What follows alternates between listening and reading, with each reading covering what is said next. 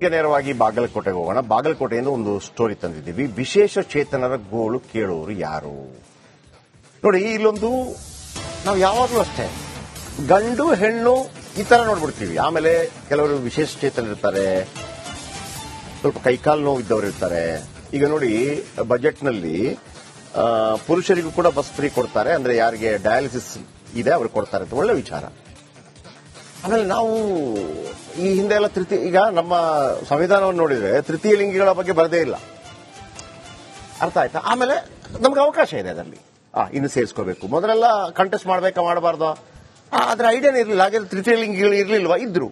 ಏನ್ ಮಾಡಬೇಕು ಅಂತ ಯಾರಿಗೂ ಗೊತ್ತಿರಲಿಲ್ಲ. ಕೆಲವು ಕಡೆ ಮನೆ ಸಿಗ್ತಾ ಇರಲಿಲ್ಲ, ಮತ್ತೊಂದು ಆಗ್ತಾ ಇಲ್ಲ, ಹಿಂಗೆಲ್ಲ ಇತ್ತು. ಈಗ ವಿಶೇಷ ಚೇತನರು ಏನು?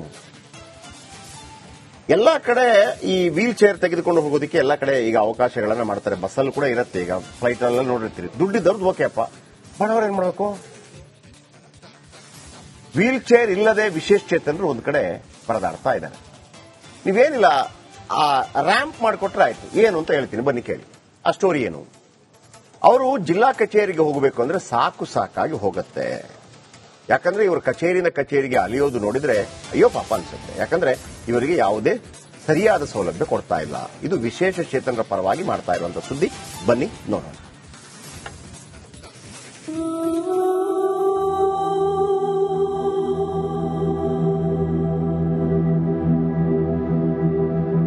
ಬಾಗಲಕೋಟೆಯ ಅಂಗವಿಕಲರಿಗೆ ಜಿಲ್ಲಾಡಳಿತ ಭವನ ಗಗನ ಕುಸುಮವಾಗಿದೆ ಅಂತಕೊಂಡು ನಾನು ಈ ಸಂದರ್ಭದಲ್ಲಿ ಹೇಳ್ತೇನೆ.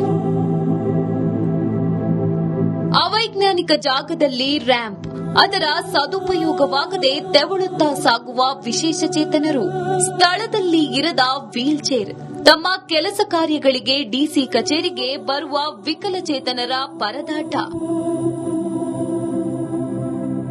ಅಷ್ಟಕ್ಕೂ ಈ ದೃಶ್ಯ ಕಂಡು ಬಂದಿದ್ದು ಬಾಗಲಕೋಟೆಯ ಡಿಸಿ ಕಚೇರಿಯಲ್ಲಿ. ವಿಕಲಚೇತನರಿಗೆ ಯಾವುದೇ ಸರ್ಕಾರಿ ಕಚೇರಿಯಲ್ಲಿ ಸೂಕ್ತ ರ್ಯಾಂಪ್ ಹಾಗೂ ವೀಲ್ ಚೇರ್ ವ್ಯವಸ್ಥೆ ಕಲ್ಪಿಸಬೇಕೆಂದು ಆದೇಶವಿದೆ. ಆದರೆ ಬಾಗಲಕೋಟೆ ಡಿಸಿ ಕಚೇರಿಯಲ್ಲಿ ಇದು ಯಾವುದೂ ಸರಿಯಾಗಿ ಅನುಷ್ಠಾನಗೊಂಡಿಲ್ಲ. ಕಚೇರಿಯ ಕೊನೆಯ ಭಾಗದ ಒಂದು ಮೂಲೆಯಲ್ಲಿ ರ್ಯಾಂಪ್ ಮಾಡಿದ್ದಾರೆ. ಅಲ್ಲಿ ವಿಕಲಚೇತನರು ಹೋಗೋದಕ್ಕೂ ಆಗೋದಿಲ್ಲ. ಜೊತೆಗೆ ವೀಲ್ ಚೇರ್ ವ್ಯವಸ್ಥೆ ಕೂಡ ಮಾಡಿಲ್ಲ. ಇದರಿಂದ ಡಿಸಿ ಕಚೇರಿಗೆ ಬರುವ ವಿಕಲಚೇತನರು ತೆವಳುತ್ತಾ ಕುಂಟುತ್ತಾ ಸಾಗಬೇಕು. ನಿತ್ಯವೂ ತಮ್ಮ ಕೆಲಸಕ್ಕೆ ಬರುವ ವಿಶೇಷ ಚೇತನರು ಪರದಾಡುವಂತಾಗಿದೆ.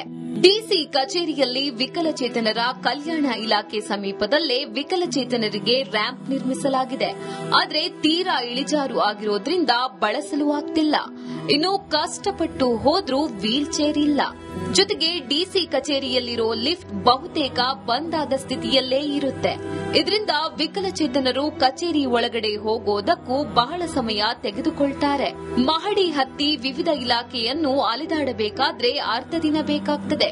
ಸಮಯ, ಶಕ್ತಿ ಎಲ್ಲವೂ ವ್ಯರ್ಥವಾಗ್ತದೆ. ಗಗನ ಕುಸುಮ ಯಾಕಾಗೈತೆ ಅಂತಂದ್ರ ಅಂಗವಿಕಲರು, ನಮ್ಮ ಜಿಲ್ಲೆ ಅಂಗವಿಕಲರಿಗೆ ಏನೈತಿ, ಮ್ಯಾಲ ಹೋಗ್ಲಿಕ್ಕೆಲ್ಲ ಯಾವುದೂ ರ್ಯಾಂಪ್ ಇಲ್ಲ, ವೀಲ್ ಚೇರ್ ವ್ಯವಸ್ಥೆ ಇಲ್ಲ. ನಾವು ಈಗ 10 ವರ್ಷದಿಂದ ಕೂಡ ನಾವು ಹೋರಾಟ ಮಾಡಿದ್ವಿ ಇದರ ಸಲುವಾಗಿ. ಆಯುಕ್ತರು ಬಂದಾಗ ಅವಾಗ ಕೂಡ ಅದಕ್ಕೆ ಏನು ಕ್ರಮ ತಗೊಳ್ಳಿಲ್ಲ. ಅದಕ್ಕೆ ಸರ್ಕಾರದಿಂದ ಆದೇಶ ಅದ ಎಲ್ಲ ಇದಕ್ಕೆ ಗೌರ್ಮೆಂಟ್ ಆಫೀಸಸ್ಕ ಅಂಗವಿಕಲರಿಗೆ ಅನುಕೂಲ ಆಗ್ಲಿ ಅಂತ ತಿಳ್ಕೊಂಡು ಅದನ್ನ ವ್ಯವಸ್ಥೆ ಮಾಡ್ಬೇಕಂತ ತಿಳ್ಕೊಂಡು ಆದೇಶ ಅದ.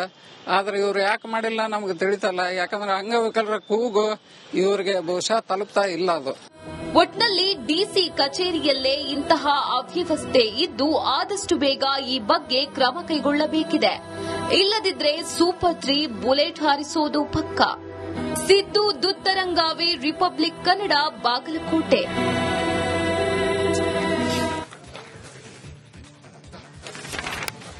ಸಿದ್ದು ದುತ್ತರಗಾವಿ ಅಲ್ರಿ?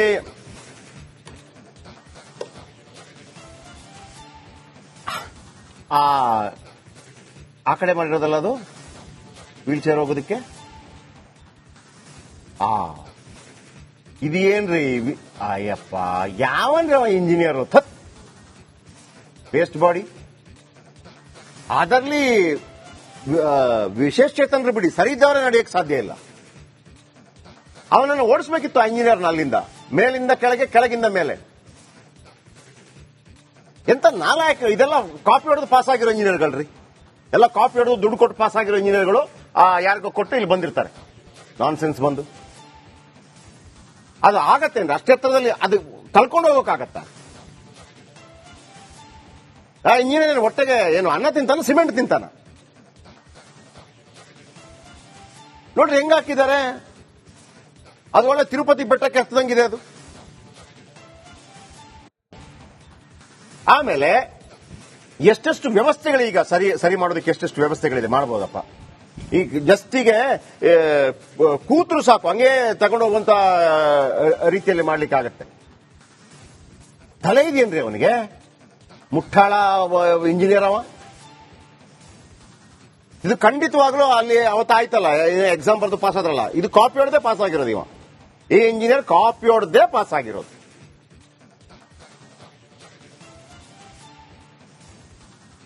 ಇದಕ್ಕೆ ಇಂಜಿನಿಯರ್ ಬೇಕಾ? ಒಂದು ಪಾಪ ಅಲ್ಲಿ ಕರೆಕ್ಟ್ ಒಂದು ಮೇಸ್ತ್ರಿಗಳ ಹತ್ರ ಹೇಳಿದ್ರೆ ಅವ್ರು ಮಾಡ್ಕೊಡ್ತಾ ಇದ್ರು. ದುಡ್ಡು ಹೊಡೆಕೆ ಮಾಡಿರ್ತಾರೆ. ಅಲ್ಲ, ನನಗೆ ಎಷ್ಟು ಕೋಪ ಬರ್ತಾ ಇದೆ ಅಂತಂದ್ರೆ, ಯಾರು ಮಾಡಿದಾನೆ ಅವನನ್ನ ವೀಲ್ ಚೇರ್ ಅಲ್ಲಿ ಕೂರಿಸಿ ಮೇಲ್ಗಡೆಯಿಂದ ಬಿಟ್ಬಿಡಿ, ಎಷ್ಟು ಫಾಸ್ಟ್ ಬರ್ತಾನೆ ಅಂತೇಳಿ ಆ ತರ ಮಾಡಿಟ್ಟಿದ್ದಾನ್ರಿ. ಆಮೇಲೆ ನೀವೆಲ್ಲ ಅಧಿಕಾರಿಗಳು ಎಲ್ಲಿದ್ದೀರಿ? ಉಲ್ಲಾಸ್ ಜೋಶಿ ವಿಶೇಷ ಅವ್ರು ಹೇಳಿದ್ ಪಾಪ, ಸವಿತಾ ಕಾಳೆ ವಿಶೇಷ ಚೇತನಾಧಿಕಾರಿ, ನೀವೆಲ್ಲ ಏನ್ ಮಾಡ್ತಾ ಇದ್ದೀರಿ? ನೋಡಲ್ವ ಇದನ್ನ? ಸವಿತಾ ಕಾಳೆ ಮೇಡಮ್, ದಯವಿಟ್ಟು ನಿಮ್ಮ ಗಮನಕ್ಕೆ ಬಂದ ಗಮನಕ್ಕೆ ತರ್ತಾ ಇದ್ದೀನಿ. ಅಯ್ಯೋ ರಾಮ, ಇದು ಏನ್ರಿ ಇದು?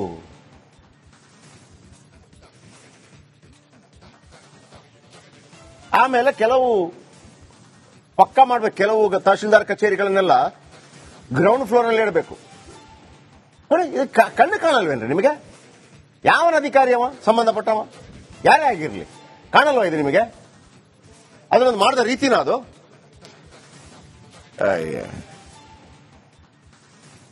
ಕವಿತಾ ಕಾಳೆ ಮೇಡಮ್ ಇದನ್ನ ನೋಡಿ. ಆಮೇಲೆ PC ಗದ್ದಿಗೌಡರು ಸಂಸದರ ಗಮನಕ್ಕೂ ತರ್ತಾ ಇದ್ದೀನಿ. ಆಮೇಲೆ ಒಂದು ಸಮಾಧಾನ ಶಶಿಧರ್ ಕುರೇರ್ ಅವರು ಇದ್ದಾರೆ, CO ಅಲ್ಲಿ. ಆಮೇಲೆ ಮೇಡಮ್ ಯಾರು, ನಮ್ಮ ಜಿಲ್ಲಾಧಿಕಾರಿ ಮೇಡಮ್ KM ಜಾನಕಿ, ಮೇಟಿ ಅವರಿದ್ದಾರೆ.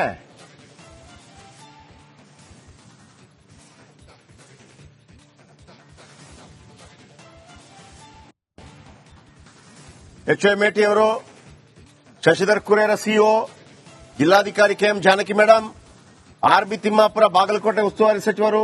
ಅರೆ ವಾ. PC ಗದ್ದಿಗೌಡರು, ಸವಿತಾ ಕಾಳೆ, ಇಷ್ಟೆಲ್ಲ ಇದ್ದು ನೀವು ಒಂದು ವಿಶೇಷ ಚೇತನರಿಗೆ ಒಂದು ವ್ಯವಸ್ಥೆ ಮಾಡ್ಲಿಕ್ಕೆ ಆಗಿಲ್ಲ ನಿಮಗೆ ಅಲ್ವಾ? ಸಿದ್ದು ದುತ್ತರಗಾವಿ ನಮ್ಮೊಂದಿಗೆ ಫೋನದಲ್ಲಿದ್ದಾರೆ. ಸಿದ್ದು, ಬಹಳ ದುಃಖ ಆಗತ್ತೆ ರೀ, ಬಹಳ ಅದ್ಭುತ ಸ್ಟೋರಿ ತಂದಿದ್ದೀರಿ. ಇದಕ್ಕೇನಾದ್ರೂ ವ್ಯವಸ್ಥೆ ಮಾಡ್ಲಿಕ್ಕೆ ಸಾಧ್ಯ ಇದೆಯಾ ಸಿದ್ದು? ಇದು ಏನ್ರಿ ಇದು? ಇದು ಒಳ್ಳೆ ತಿರುಪತಿಗೆ ಹೋದಂಗಿದೆ. ಜಯಪ್ರಕಾಶ್ ಶೆಟ್ಟಿ, ಏನು ಬಾಗಲಕೋಟೆ ಜಿಲ್ಲೆಯಾಗಿ ಈಗಾಗಲೇ 10 ವರ್ಷ ಕಳೆದರೂ ಕೂಡ ಯಾವುದೇ ಒಂದು ವಿಶೇಷ ಚೇತನರಿಗೆ ಜಿಲ್ಲಾಧಿಕಾರಿಗಳ ಕಚೇರಿಗೆ ಹೋಗ್ಲಿಕ್ಕೆ ಯಾವತ್ತಿಗೂ ಕೂಡ ಹರಸಾಹಸ ಪಡಬೇಕಾಗತ್ತೆ. ಒಂದು ಇನ್ನೊಬ್ಬರ ಸಹಾಯ ಇದ್ರೆ ಮಾತ್ರ ಆ ಒಂದು ಕಚೇರಿಗೆ ಹೋಗ್ಲಿಕ್ಕೆ ಸಾಧ್ಯ ಇದೆ. ಅದನ್ನ ಬಿಟ್ರೆ ಯಾವುದೇ ಒಂದು ಅಂಗವಿಕಲರು ಕೂಡ ಕೆಳಗಡೆ ಅಂದ್ರೆ ಮೇಲೆ ಬೆಟ್ಟದ ಮೇಲೆ ಇರೋದ್ರಿಂದ ಮಿನಿ ವಿಧಾನಸೌಧ ಎಲ್ಲಾ ಕಚೇರಿಗಳು ಕೂಡ ಒಂದು ಜಿಲ್ಲಾಧಿಕಾರಿಗಳ ಕಚೇರಿಯಲ್ಲಿ ಇರೋದ್ರಿಂದ ಸಾಕಷ್ಟು ಅಂಗವಿಕಲರು ಕೂಡ ಒಂದು ಕೆಳಗಡೆ ನಿಂತ್ಕೊಂಡು ಸಾಕಷ್ಟು ಜನರಿಗೆ ಅಂಗಲಾಚಿ ಒಂದು ನಮಗೆ ಜಿಲ್ಲಾಧಿಕಾರಿಗಳ ಕಚೇರಿಗೆ ಹೋಗಬೇಕು ಅಂತ ಬಹಳಷ್ಟು ಜನರು ಕೂಡ ಇವತ್ತು ಕಾಯುವಂತಹ ಪರಿಸ್ಥಿತಿ ಇವತ್ತಿಗೂ ಕೂಡ ಗೊತ್ತಾಗ್ತಾ ಇದೆ. ಹಾಗಾದ್ರೂ ಯಾವುದೇ ಒಬ್ಬ ಅಧಿಕಾರಿ ಕೂಡ ಇಲ್ಲಿವರೆಗೂ ಅಧಿಕಾರಿಗಳು ನೋಡ್ತಾ ಹೋಗ್ತಾರೆ, ಪರಂತು ಯಾವುದೇ ಒಂದು ವಿಶೇಷ ಚೇತನರಿಗೆ ರ್ಯಾಂಪ್ ಮಾಡೋದು ಕೂಡ ಅದು ಯಾವುದು ಕೆಲಸಕ್ಕೆ ಬಾರದಾಗಿದೆ. ಯಾಕಂದ್ರೆ ಏನು ಸರಿಯಾಗಿರ್ತಕ್ಕಂಥ ಮನುಷ್ಯನೇ ಆ ರ್ಯಾಂಪ್ ಮೇಲೆ ನಡ್ಕೊಂಡು ಹೋಗ್ಲಿಕ್ಕೆ ಆಗಿಲ್ಲ. ವಿಶೇಷ ಚೇತನರು ಹೆಂಗ್ ಹೋಗ್ಬೇಕನ್ನುವಂಥದ್ದು ಕೂಡ ಸಾಕಷ್ಟು ವಿಶೇಷ ಚೇತನರು ನಮ್ಮ ಜೊತೆ ಮನವಿ ಮಾಡಿದ್ದಾರೆ. ಆದಷ್ಟು ಬೇಗನೆ ಮಾಡಿಸ್ಕೊಡ್ಬೇಕು, ನಮಗೆ ಬಹಳ ಅನುಕೂಲ ಆಗುತ್ತೆ. ಒಟ್ಟಾರೆ ಈಗ ರಿಪಬ್ಲಿಕ್ನವ್ರು ಹೇಳಿದ್ರೆ ಆಗತ್ತೆ ಎನ್ನುವಂತ ಒಂದು ಎಲ್ಲೋ ಒಂದು ಆಶಾಭಾವನೆ ಅವರಿಗೆ ಬಂದ ಕಾರಣಕ್ಕೋಸ್ಕರ ನಾವು ಕೂಡ ಸ್ಥಳಕ್ಕೆ ಹೋದಾಗ ಸಾಕಷ್ಟು ಒಂದು ಅಂಗವಿಕಲರು ಕೂಡ ನಮ್ಮ ಹತ್ರ ಬಂದು ಅಂಗಲಾಚಿ ಕೇಳ್ಕೊಂಡ್ರು. ಇಲ್ಲಿವರೆಗೂ ಕೂಡ ನಾವು ಸಾಕಷ್ಟು ಅಧಿಕಾರಿಗಳನ್ನ ಭೇಟಿಯಾಗಿವಿ, ಆದ್ರೆ ಯಾವುದೇ ಕಾರಣಕ್ಕೂ ಇಲ್ಲಿ ವಿಶೇಷ ಚೇತನಿಗೆ ಅಧಿಕಾರಿಗಳ ಭೇಟಿಗೆ ಹೋಗ್ಲಿಕ್ಕೂ ಆಗ್ತಾ ಇಲ್ಲ. ಏನಾದ್ರೂ ಮಾಡಿ ಅನ್ನುವಂತ ಒಂದು ಮಾತನ್ನು ಹೇಳಿದ್ದಾರೆ. ಅದೇ ರೀತಿಯಾಗಿ ನಾವು ಕೂಡ ಸುದ್ದಿ ಮಾಡಿದಾಗ ಅಧಿಕಾರಿಗಳನ್ನ ಕೇಳ ಕೇಳಿದಾಗ ಹೇಳ್ತಾರೆ, ಇಲ್ಲ ನಾವು ಈಗಾಗಲೇ ಒಂದು ಪ್ರಾಜೆಕ್ಟ್ ರಿಪೋರ್ಟ್ ಮಾಡ್ತಾ ಇದ್ದೀವಿ, ಅದಾದ ತಕ್ಷಣ ಮಾಡಿಕೊಡ್ತೀವಿ ಅಂತಿದ್ದಾರೆ. ಆದ್ರೆ ಇಲ್ಲಿವರೆಗೂ 10 ರಿಂದ 12 ವರ್ಷಗಳ ಕಳೆದರೂ ಕೂಡ ಯಾವುದೇ ಒಂದು ವಿಶೇಷ ಚೇತನರಿಗೆ ಸುಗಮವಾಗಿ ಹೋಗ್ಲಿಕ್ಕೆ ಒಂದು ರ್ಯಾಂಪ್ ವ್ಯವಸ್ಥೆ ಜೊತೆಗೆ ವೀಲ್ ಚೇರ್ ವ್ಯವಸ್ಥೆ ಯಾವುದೂ ಕೂಡ ಇಲ್ಲ. ಹೀಗಾಗಿ ಇದೇ ಒಂದು ಕಚೇರಿಯ ಆವರಣದಲ್ಲಿಯೇ ಅಂಗವಿಕಲ ಕಲ್ಯಾಣ ಇಲಾಖೆ ಕೂಡ ಇರೋದ್ರಿಂದ ದಿನನಿತ್ಯ ಅವ್ರದ್ದು ಪೆನ್ಷನ್ ಪಗಾರಕ್ಕಾಗಿರ್ಬೋದು, ಬೇರೆ ಬೇರೆ ದ್ವಿಚಕ್ರ ವಾಹನಗಳ ಜಿಲ್ಲಾಧಿಕಾರಿಗಳ ಕಚೇರಿ ಇದು. ದಯವಿಟ್ಟು ಜಿಲ್ಲಾಧಿಕಾರಿಗಳು ಕೂಡ ಅರ್ಥ ಮಾಡ್ಕೋಬೇಕು. ಆಗಲ್ಲಪ್ಪ, ನಮಗೆ ಈ ತರ ನೋಡಕ್ ಆಗಲ್ಲ. ಏನ್ ವ್ಯವಸ್ಥೆ ಅದ್ಭುತವಾಗಿ ಮಾಡ್ಕೊಡ್ಬಹುದು, ಏನ್ ದೊಡ್ಡ ಕಷ್ಟ ಏನಲ್ಲ. ಇವತ್ತು ಎಂತೆಂಥದ್ದಿದೆ ಅಲ್ವಾ, ಅದನ್ನ ಫಾಲೋ ಅಪ್ ಮಾಡಿ ಅಂತ ಹೇಳ್ತಾ ಇವತ್ತಿನ ಸೂಪರ್ 3 ಮುಗಿಸ್ತಾ ಇದ್ದೀನಿ. ನಾಳೆ ಮತ್ತೆ ಸಿಗೋಣ. ನಮಸ್ಕಾರ.